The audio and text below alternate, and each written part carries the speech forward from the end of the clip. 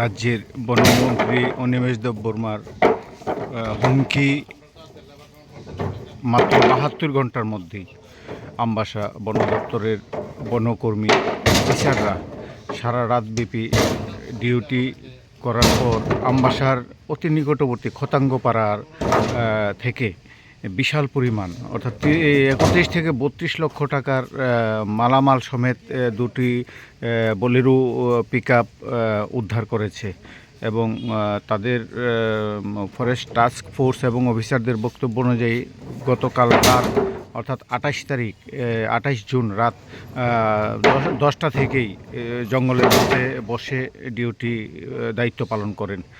এই জায়গায় বনমন্ত্রীর কাছে তাদের দাবি রয়েছে টাস্ক ফোর্সের সংখ্যা যেমন কম রয়েছে তেমনি গাড়ির সংখ্যাও কম রয়েছে, এগুলোই দেখার জন্য। পাশাপাশি টাস্ক ফোর্স থাকার জন্য যে বিল্ডিং রয়েছে সেই বিল্ডিংয়ের অবস্থা খুব খারাপ, জলের অপ্রতুলতা, টাস্ক ফোর্সের সংখ্যা অনেক কম। এই বিষয়গুলি দেখার জন্য মন্ত্রী মহোদয়ের কাছে টাস্ক ফোর্সের আবেদন।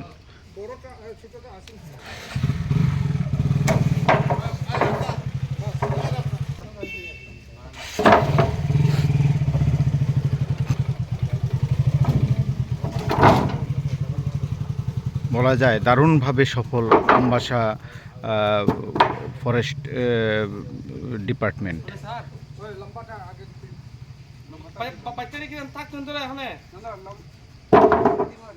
বাটিটা অন্যখানে আমরা রাখবো না, লম্বাটা সাইজিং করে পরে পরে মেজারমেন্ট করতে সুবিধা হইব, সাইজ আলাদা আলাদা।